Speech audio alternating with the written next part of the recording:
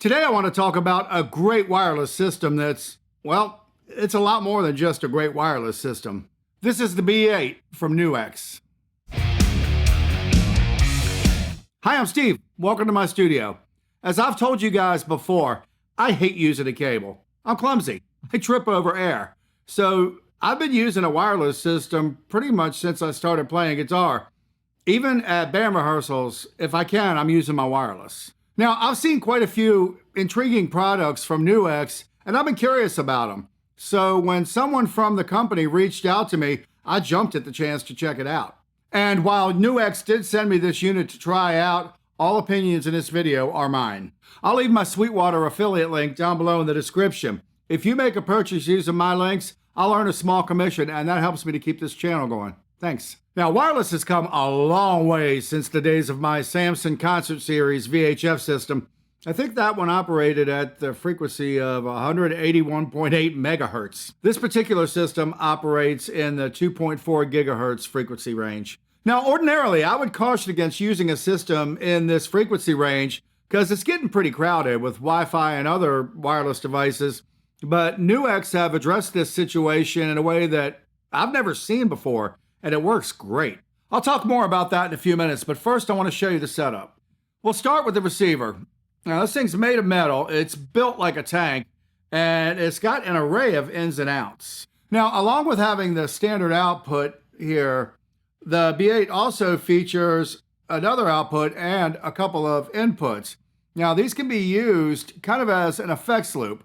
So your guitar signal will go from your transmitter to the receiver, out of your receiver through your pedal chain, back into the receiver, and then out of the receiver to your amp.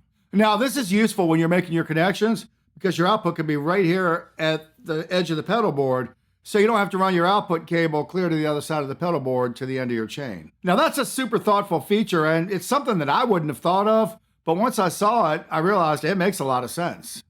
Now, up here on the top of the unit, the B-8 features an XLR jack. This is useful if you're using it, say, with a bass guitar or an acoustic guitar. It turns into a high-quality direct box. You also have a USB-C port. Now, this is used for firmware updates. Got a ground lift to deal with those annoying hums, and of course, your power connection. And finally, there's an input jack over here on the side. This is handy if your transmitter ever goes out, like if you forget to charge it, which is a total Steve move. Now, something else I noticed that I thought was really cool, when you plug in, notice the display changes, but if you watch the transmitter, it powers off so that you're not burning battery power while you're plugged in. Another super thoughtful feature. Now, the system comes with an AC adapter, but it can also be powered with a standard pedal board power supply, 9 or 12 volts, 500 milliamps, center negative. Now, I had read that the USB-C port was only for firmware updates, but I discovered last night that it can also be used to power the receiver. You get this little transmitter, which is solid as a rock and super lightweight, which you want when it's hanging on your guitar strap. And then the cable that connects to your transmitter, it's a 3.5 millimeter with a locking wheel here. So you just plug it in, spin the wheel, and it locks in place, and that's not coming out. And if you need an extra cable, which I always recommend, there are several companies online where you can order these, one of them being Bestronix. I'll leave a link down below in the description. Now, you may have noticed that the connector for this cable is on the side. At first, I wondered about that, but it's kind of brilliant because if you look at the clip system here, it's meant to clip on from the side. So this is hanging down exactly where it needs to be. Once again, super well thought out. Now, there's also a USB to USB-C cable that can be used to charge the transmitter or can be connected to the receiver for firmware updates or even to power the receiver. And it comes with these things. You notice they're perfectly cut out to fit the bottom of the receiver. This one is a rubber base, so it's kind of like a non-skid base. And then this one's Velcro. So just peel that, stick it to the bottom of your device, and put it on your pedal board. You're ready to go. Now, I've never seen this from another company, so it's pretty cool they included these. Okay, so let's dive in. Now, the receiver and the transmitter are paired at the factory. So if you just want to turn it on and get to rocking, you can do that. So you'll see that the receiver is looking for the transmitter. All you got to do is hold the button down for a couple seconds. That green light comes on. And in just a couple of seconds, boom, you're connected. Now here on the receiver, you got a few things going on. You can see how much battery you have left in your transmitter. Over here is the transmission strength of your receiver, which right now is right next to it. If I move it over here and behind me, you'll see it drops a bar there. Now this is digital, so as long as you're above the red, you're good to go. You have plenty of signal. And then in the middle, that's the actual signal strength coming from the guitar. Now I'm using a Seymour Duncan JB in the bridge position, so obviously my signal's pretty hot. Now if I press the button here, boom, I'm in tuner mode. Now if I hold the switch, now that engages a boost. And you can set the boost level into settings. We'll get to that in just a minute. Now you can also reverse the switch configuration in the menu. So a quick press will engage the boost and a long press will turn on the tuner. Now speaking of the menu, there's a lot going on under the hood, so let's check it out. Now to get into the menu system, you can do it a couple ways. You press this button on the left, that gets you in there. Or you could just press down on the select button and that gets you in there. Now the menu is split into 6 categories, nice and easy. And to enter one of these categories, you just press on select. Now the home screen and display, you've got a couple of settings here. You change it from that to this. And that becomes your home screen.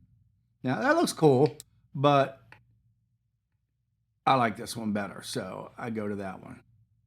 The back button will take you back. Brightness, of course, is your screen brightness. I'd keep that all the way up. And by the way, this button over here is just a back button like your browser. Now this is an interesting feature here. You can upload a picture to show while you're booting up. I haven't done this, so I can't really demonstrate it, but I guess that could be pretty cool.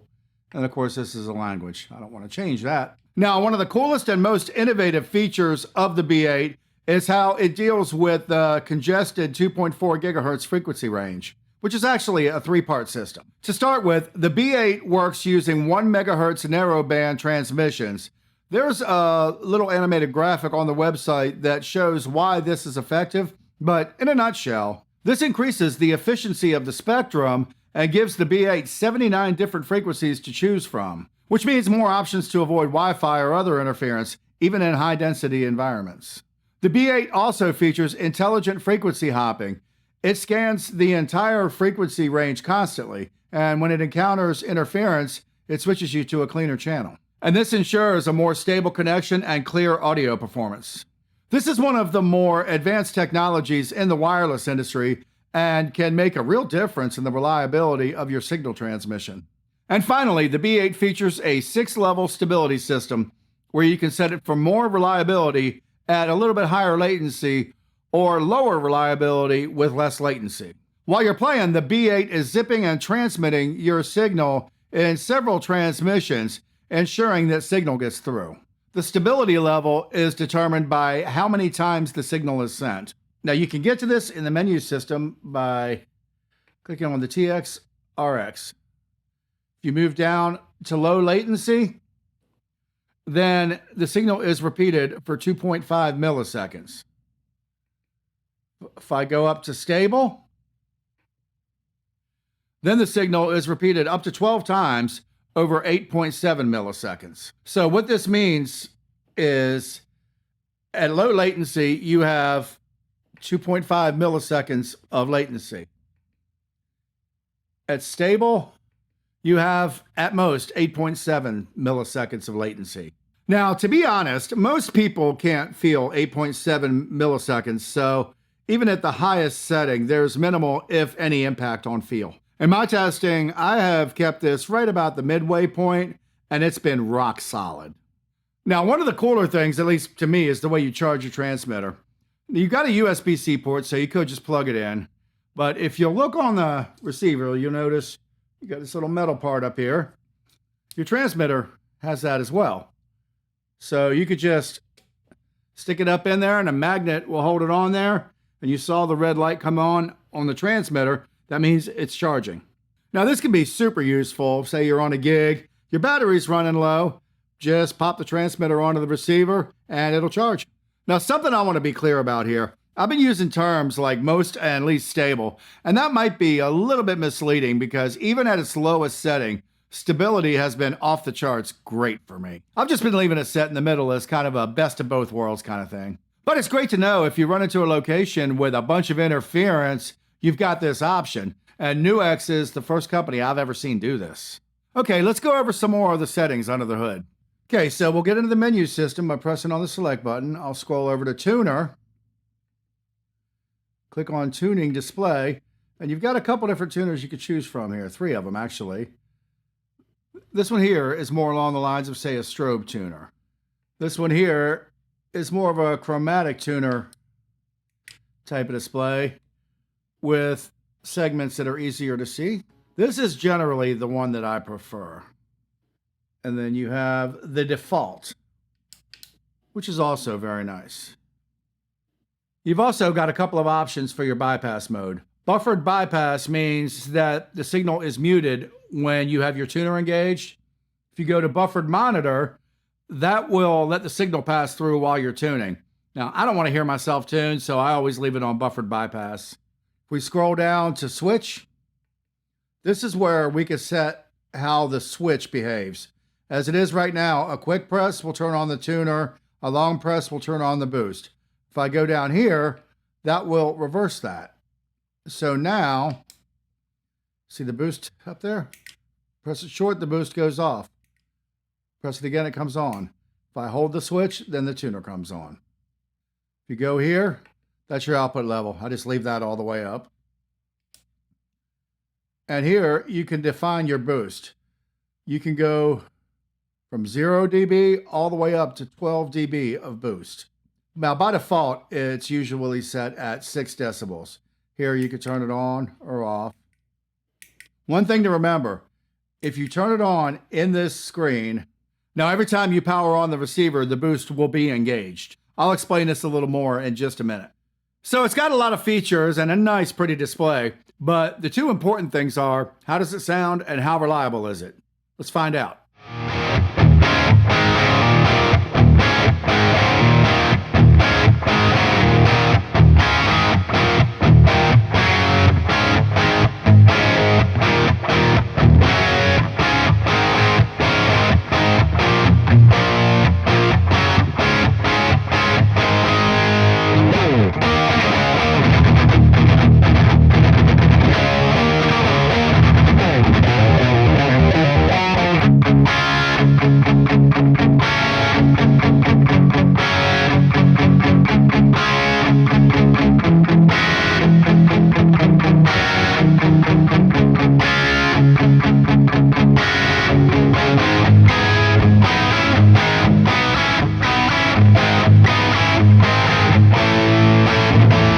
Most of us would be using the B-8 on small to medium sized stages with no real obstructions to clear transmission. In such environments, the B-8 has a range of 50 meters or about 160 feet. So that should be ample coverage for most of us. Okay, so since I'm plugged in, let's check out that boost. I've got it set about halfway, which is, I guess, 6 dB a boost.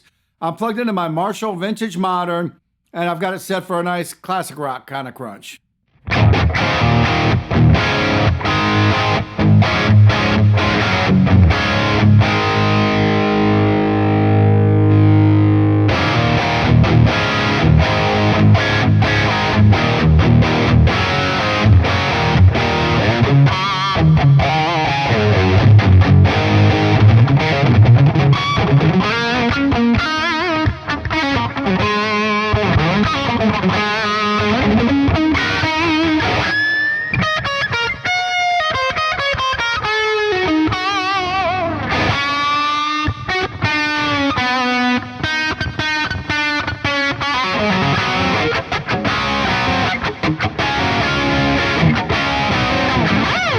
And if we want even more drive, we can boost that up to 12 dB. Let's check that out.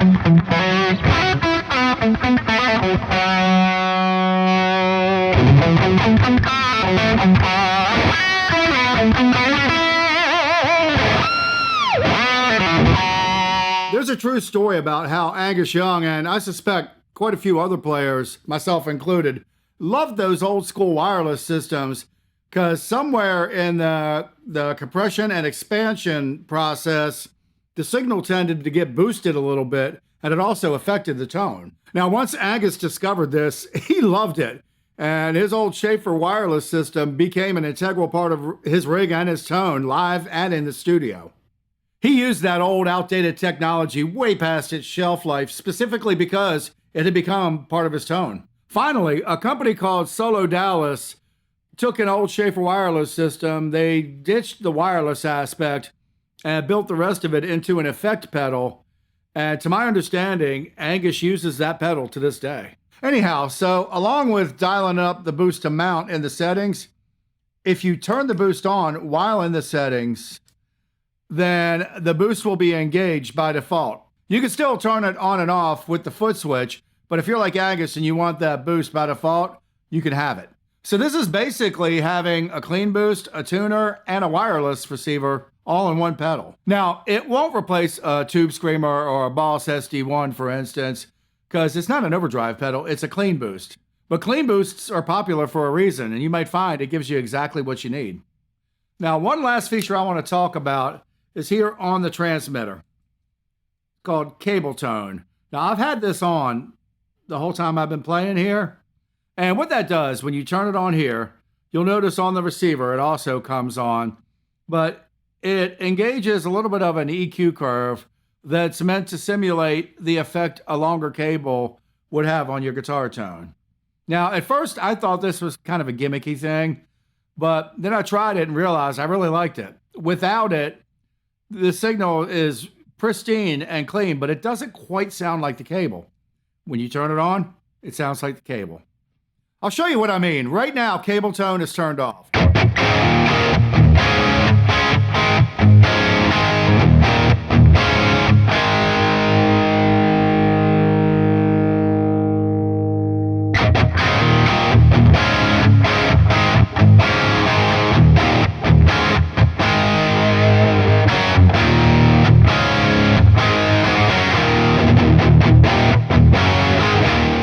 So to my ears, it just kind of smooths off the top end of the tone a little bit.